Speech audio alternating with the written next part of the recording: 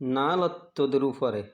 শালার ফুতেরা, তোরা মানুষটারে বাঁচতে থাকতে দিলি না, বেঁচে থাকতে দিলি না।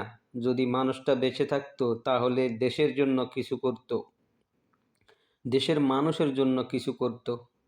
তোরা মানুষটাকে বেঁচে থাকতে দিলি না। যতবার মানুষটার ভিডিও যখন দেখি ততবার চোখের পানি রাখতে পারি না, অনবরত কান্দন আসে। এই যে ভিডিওগুলা দেখি,